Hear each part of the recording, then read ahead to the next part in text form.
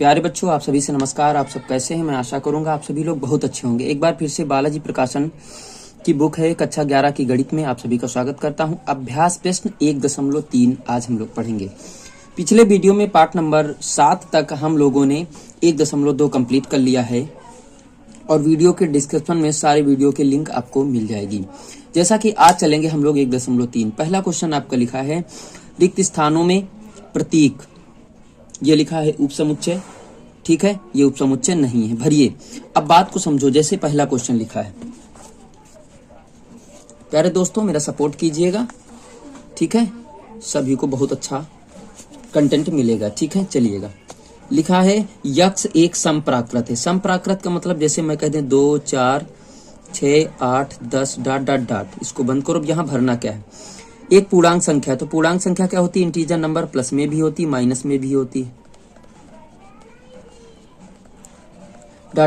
ऐसे लिख सकते हैं। अब एक बात बताना, इसका उपसमुच्चय का मतलब होता है, सबसेट का मतलब होता है समुच्चय ए के सभी अवयव समुच्चय बी में विद्यमान हो, उसे ही हम समुच्चय ए बी का उपसमुच्चय होता है। ठीक है, अब यहाँ सारे अवयव इसमें विद्यमान है कि नहीं है? है ना, इसका मतलब उपसमुच्चय भरा जाएगा। दूसरा नंबर क्वेश्चन क्या कहता है? दूसरा पार्ट, पहला पार्ट दूसरा पार्ट। अब देखो, तुम ही देख लो। यक्ष सच दैट यक्ष एक स्वर है। स्वर का मतलब 5 ही स्वर होते हैं आपके पास, ए, ई, आई, ओ, यू।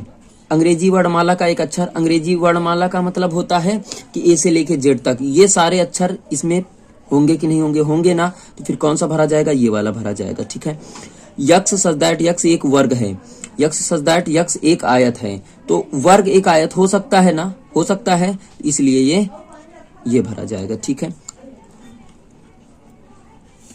अब देखो, समुच्चय ए इसके अंदर विद्यमान है ना? है, तो फिर ये भरा जाएगा। ठीक है, ए इसके अंदर विद्यमान है लेकिन ये समुच्चय में नहीं लिखा है, इसका मतलब डज नॉट वाला भरा जाएगा। बात क्लियर हो गई प्यारे साथियों? चलिए अगला क्वेश्चन देखते हैं।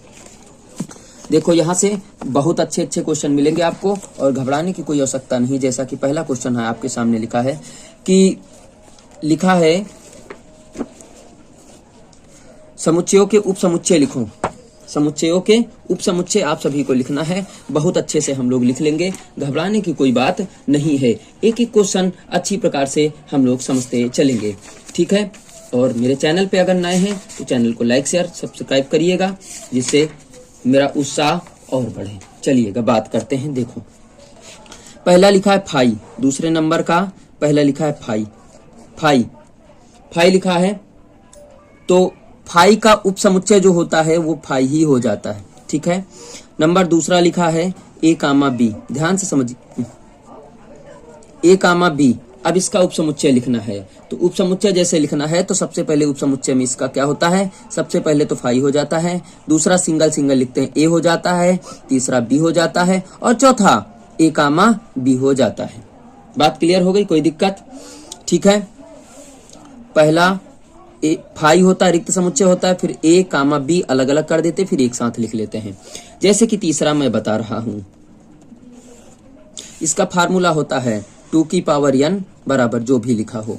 ठीक है, उपसमुच्चयों की संख्या, जैसे कि यहाँ 2 थे तो 2 यहाँ लिख लो, 4, यानी कितने उपसमुच्चय बन गए? 4 बन गए। बात क्लियर हो गई? अब देखो, 1, 2, 3 लिखा गया है। अब इसको बना लो, तो 3 है ना, तो यहाँ 3 लगाओगे तो 8 बनेंगे। पहला बनेगा फाई, दूसरा 1 बनेगा, दूसरा 2 बनेगा, तीसरा 3 बनेगा, चौथा 1, 2 बनेगा, फिर 1, 3 बनेगा, फिर 2, 3 बनेगा। कितना बनेगा? 2, 3 बनेगा, फिर 1, 2, 3 बनेगा। कितने हो गए? 1, 2, 3, 4, 5, 6, 7, 8 हो गए। 8 हो गए ना? बात समझ में आ रही है? अब इसी प्रकार हम लोग चौथे का बना लेते हैं। ए कामा बी कामा सी कामा डी बनाओ, हो जाएगा फाई हो जाएगा, पहले का ए हो जाएगा, दूसरे का बी हो जाएगा, तीसरे का सी हो जाएगा, चौथे का डी हो जाएगा। ठीक है, फिर उसके बाद ए के साथ बनाओ, ए कामा बी हो जाएगा, ए कामा सी हो जाएगा, ए कामा डी हो जाएगा, फिर बी के साथ बनाओ, बी कामा सी हो जाएगा, बी कामा डी हो जाएगा। अब सी के साथ बनाओ, सी कामा डी हो जाएगा, फिर पूरा लिख दो, ए कामा बी कामा सी कामा डी, गिन लो कितने हो जाएंगे, 16 होने चाहिए। देखो कितने होते हैं, देख लीजिएगा। अभी 3 के साथ नहीं बनाए हो ना, 3 के साथ भी भैया बना लो। तो 3 के साथ क्या बनेगा, ए बी सी बनेगा ना, इनको लेके इनके साथ कर लो, ए कामा बी कामा सी बन जाएगा। फिर ए बी सी के डी ले लो, ए C D, A B C हो गया ना, ए बी डी हो जाएगा, ठीक है ना। अब ए सी डी ले लो, ए सी डी हो जाएगा। फिर बी सी डी हो जाएगा। उसके बाद पूरा हो गया, बात क्लियर हो गई। ए बी सी लिया हम लोगों ने, फिर ए बी डी लिया हम लोगों ने, फिर बी सी ए सी डी लिया, फिर बी सी डी हो गया। गिनो कितने हो गए, 1 2 3 4 5 6 7 8 9 10 11 12 13 14 15 16, 2 की पावर n यानी 4 अवयव हैं तो 2 की पावर 4 यानी 16 आ जाएगा। बात क्लियर हो गई। अब एक बनाना है, लास्ट है फाई का, तो इसका क्या होगा, फाई हो जाएगा, पहला ही फाई हो जाएगा, दूसरा वही हो जाता है, आप सभी को पता ही है, ये आ जाएंगे 2 अवयव, ठीक है। तीसरे नंबर क्वेश्चन में लिखा है कि ए पुस्तक सभी पुस्तकों का समुच्चय है। चलिए यहाँ देखते हैं, सबको समझा रहा हूँ। ए पुस्तकों में सभी का समुच्चय है, गणित बी सभी, ये सब लिखा है। कंडीशन समझो, यहाँ पे ट्रू फॉल्स बताने हैं आप सभी को, अच्छे तरीके से बता ले जाओगे हमारे हिसाब से। कह रहे हैं कि सी उपसमुच्चय ए, यानी सी के सारे अवयव ए में हैं। पहली बात को समझो, इतिहास की सभी पुस्तकें पुस्तकालय में पाई जाती हैं, बिल्कुल पाई जाती है, तो सी आपका सही हो जाएगा, सी आपका सही हो जाएगा। सी डी से संबंध बता रहा, यानी इतिहास की सभी पुस्तकें, भूगोल की सभी पुस्तकें पाई जाती नहीं पाई जाती, तो ये आपका गलत हो जाएगा, ठीक है। डी सबसेट ए, भूगोल की सभी पुस्तकों का समुच्चय पुस्तकालय की सभी पुस्तकों में पाया जाता है, बिल्कुल पाया जाता है, ये सही हो जाएगा तीसरा, ठीक है, तीसरा सत्य हो जाएगा। बी, अब देखो बी सी से बता रहा है कि बी की गणित की सभी पुस्तकें इतिहास की सभी पुस्तकों का समुच्चय है, नहीं है, ये गलत हो जाएगा।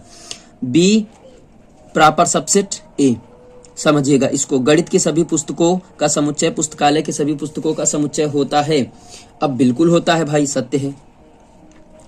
डी बराबर तो हो ही नहीं सकता, ये तो गलत हो जाएगा भाई, ये कह रहा है ये और ये इसका मान बराबर नहीं होगा भैया, नहीं होगा, जांच कीजिए, ये वाला सही बताओ। अब चलिएगा इसको बता लेते हैं। देखो फाई उपसमुच्चय फाई का होता है, बिल्कुल होता है भैया। 0 बिलोंग टू फाई, क्या कह रहा है, 0 बिलोंग टू पाई, नहीं करता है, कभी नहीं करता है, गलत हो जाएगा।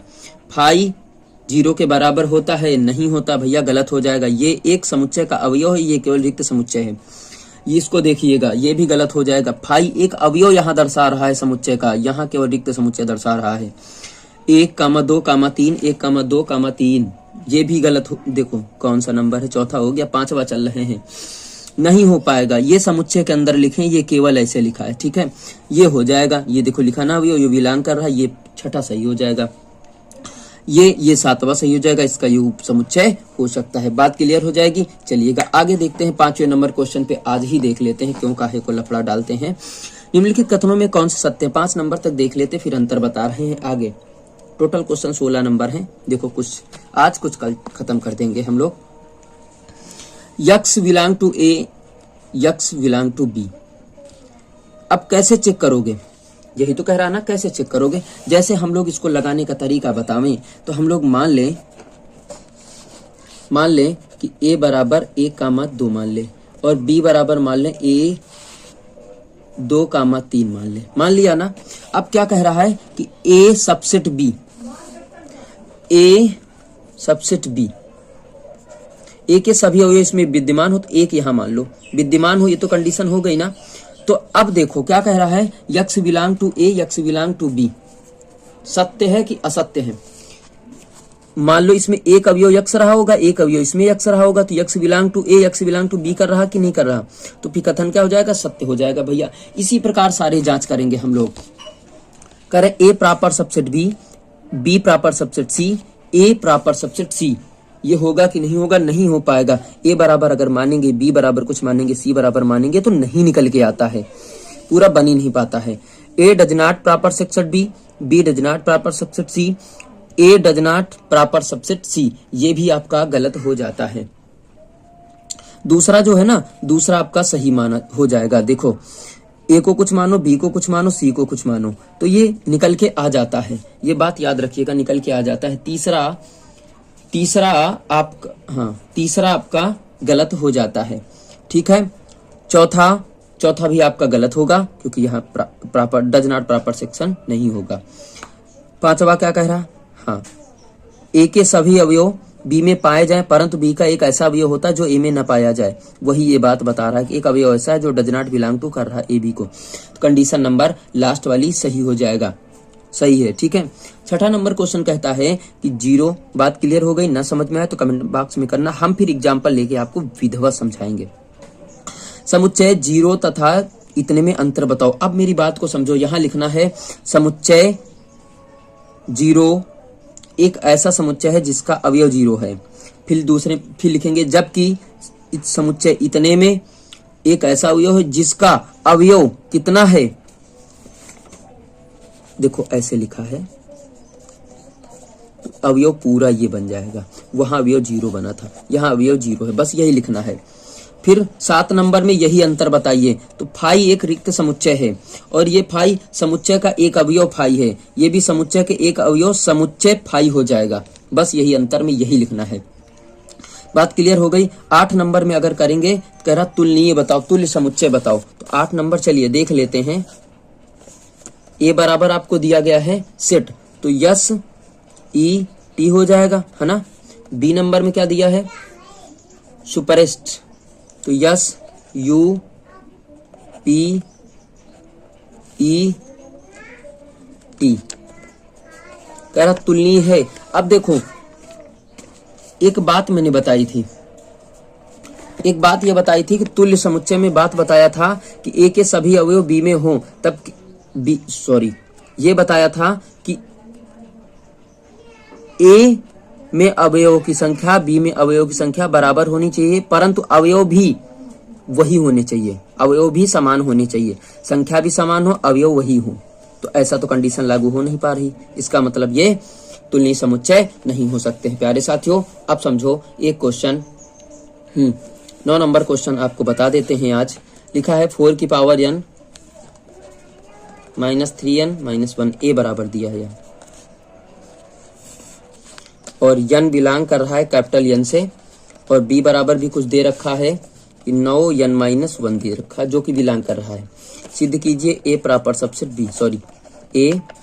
Subset b।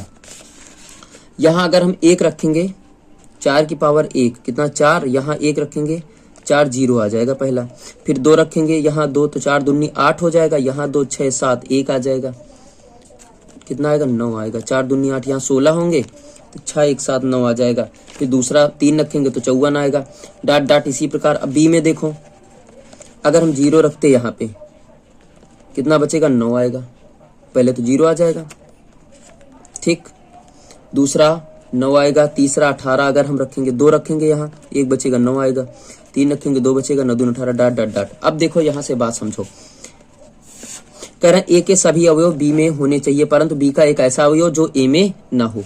यहाँ आएगा 18 27 36। अब 36 इसमें कहाँ पाया जा रहा, 27 इसमें कहाँ पाया जा रहा, तो फिर ए प्रॉपर सबसेट बी आपका सिद्ध होके आ जाएगा। बात बोलो क्लियर है, कोई दिक्कत नहीं है।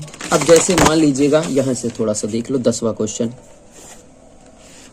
लिखा है ए बराबर 3, 1, 4 ये लिखा है। तो पी ए बराबर सिद्ध करना आपको 3, पी ए बराबर सिद्ध करना है 3, 1, 4, फिर 3 सिद्ध करना है, फिर 1, 4, फिर 5, फिर अगला कोष्ठक। इसका क्या बनाना, पी का मतलब क्या होता है, पावर सेट। पहले तो सबसे पहले 5 आपका लिखा जाएगा, कितना लिखा जाएगा 5, जैसा कि हमने शुरुआत में पढ़ाया वैसा ही पढ़ा रहे हैं। फिर 3 लिखा जाएगा, पूरा लिख लो, 1, 4, इसको बंद करो, इसको बंद करो, ठीक है। उसके बाद 3 सिंगल हो जाएगा, फिर 1, 4 सिंगल हो जाएगा।